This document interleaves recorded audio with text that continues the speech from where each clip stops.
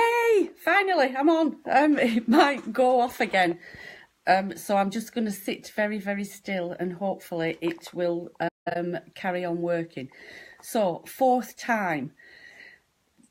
Take a breath. I've just been running around the house trying to find a signal, kicking the dog and 101 other things. So the title of this for the fourth time is You Can't Teach a New Dog. Yay, sorry.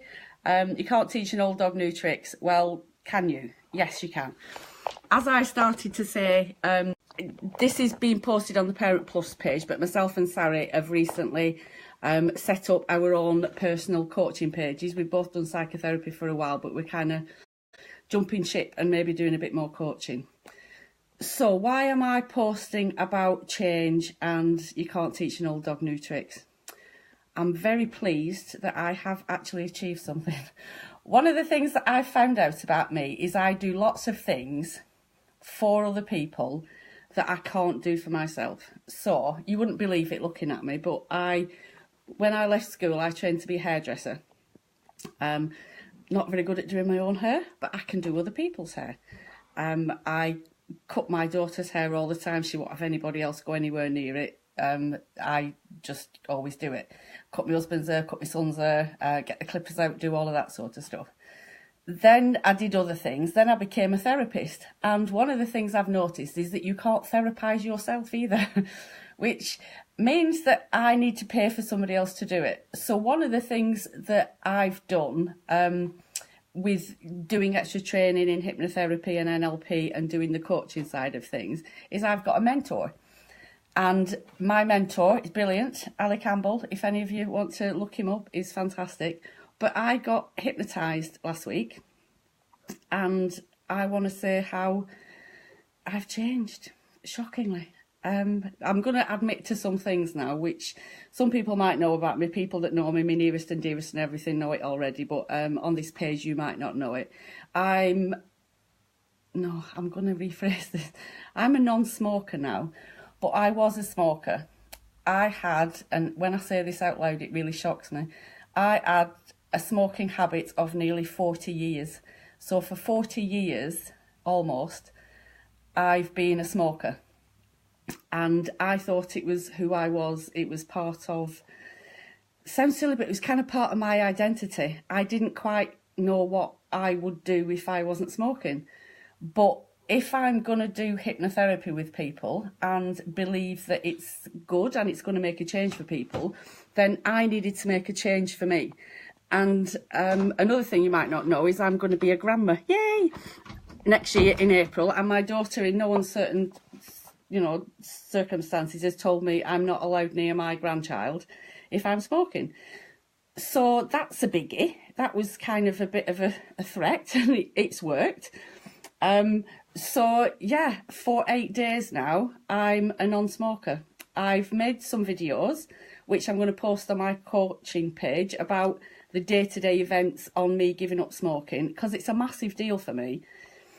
I've tried in the past and I've found it really difficult. This time it wasn't. The cravings didn't happen. I want to say it all, really. The habit was, needed a bit of thought about it, but I've done it for 40 years. So if you've done something for a long time, it's going to take a while to break the habit. So that's the first thing. So I'm kind of realising lots of things about habitual behaviour, what we do, our belief system around certain things and who we think we are. I made a decision a long time ago. Oh, thanks, Claire. I'm really pleased with myself and I'm going to carry it on. There's a few things that I've realised about beliefs and whether we kind of make them fit what we want to believe rather than what's actually true. I believed that I was a smoker. It was who I was. It's just what I do, and all these random things that I'd kind of made up.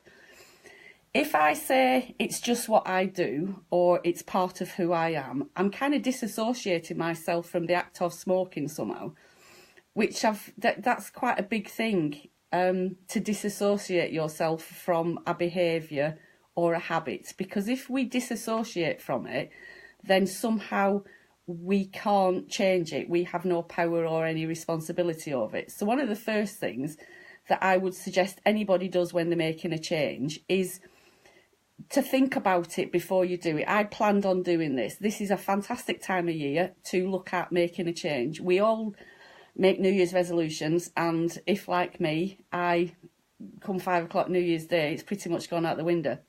So look at the behaviour around what you want to change. How habitual is it? What kind of things do you generally do? If it's about confidence or social anxiety or anything like that, really look at what your behaviour is around that. What are the beliefs that you've got around it? That, oh, I just don't get on with people, or it's just how I am when I'm in public, or I'm not a very confident person. And all these sort of stories that we make up and tell ourselves about who we are and what we do. I wasn't born a smoker. That's, you know, as a baby, I wasn't born a smoker. I made a decision at a certain age to become a smoker. And somehow I absorbed that into my identity, and it became part of who I am. So I've been challenging lots of things. I've noticed on a daily basis changes physically that have been happening because I've stopped smoking, but also how empowering it is to actually succeed at doing something. Being a success was another thing that I've kind of struggled with in the past, whereas I'm a bit gung-ho now, which is kind of a bit scary. So my practice is changing, my psychotherapy practice is changing. I'm looking at doing more coaching, which fits better with me. It's a bit more directive. So that's one of the changes that I've decided to make, amongst other things. I've got some things written down here about making changes, and I'm just going to go through and see whether there's anything that I've done. Oh yeah, this is another one. I know quite a few people that are what I call mismatchers. So if I say to certain clients about work for me, or I've tried that and it's not right, and they try and make something fit into their belief system rather than just accepting it for what it is. I never thought I'd give up smoking, to be perfectly honest. I thought I'd try. I thought it'd be really difficult. I thought I'd stop and start. I thought the withdrawal, the craving, all those things, I thought I'd just eat, finding that I'm drinking more water, I'm eating healthier, my complexion is changing, the feeling is starting to come back in certain parts. I'm getting tingling feelings where I've not had feelings for a long time. That sounds awful, doesn't it? I'm talking about my lips and my extremities. So yeah, there's a lot of things that I've not realised have happened over the years that suddenly are starting to change. So that's a really big thing, is to accept change and don't try and make things fit to suit you and your belief system.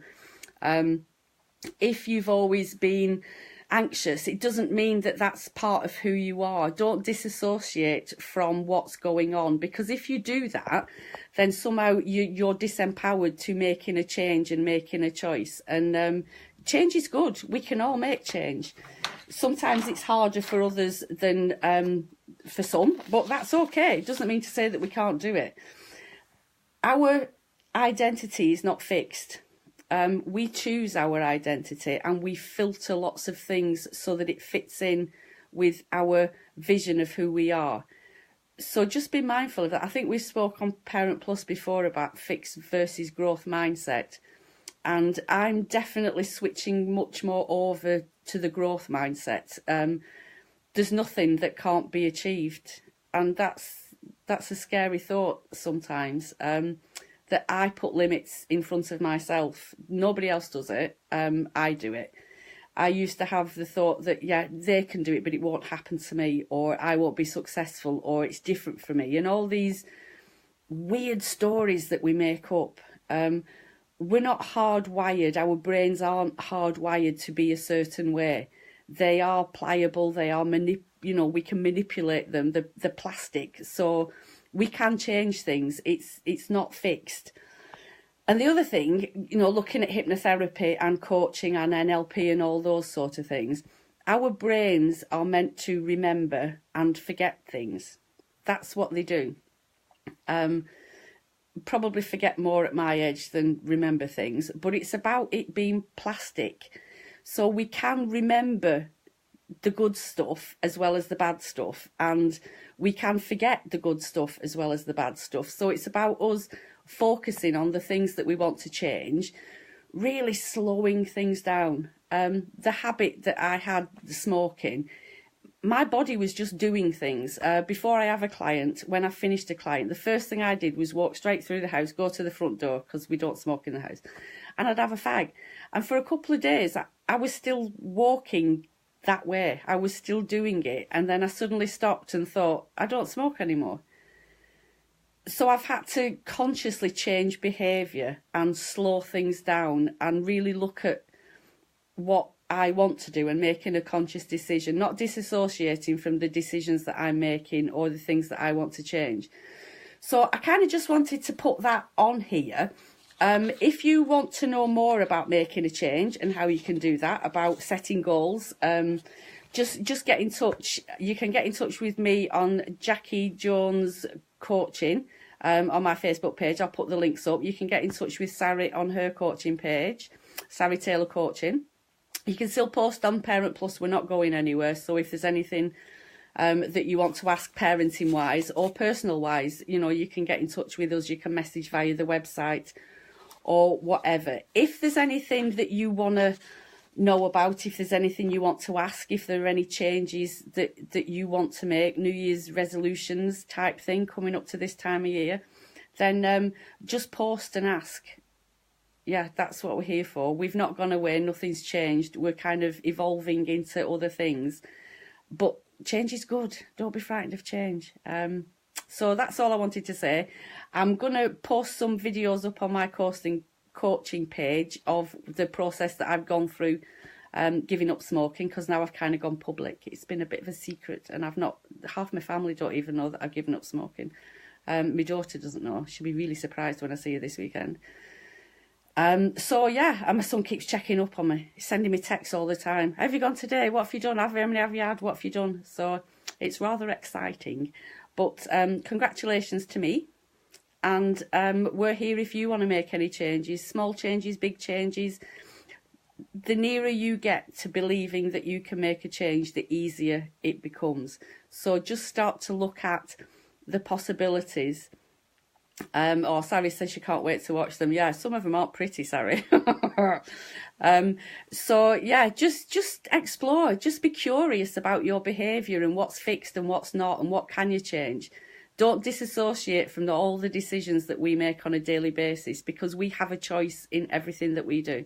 Even the way we look at things, whether we look at them positively, whether we look at them negatively, we're not bystanders. We are an active participant in everything that we do. And I think when we start to realise that, we can decide to make a different decision, a different choice, and just see how it goes. Just try it. All the good stuff is just outside our comfort zone, and just dip a toe in and have a look.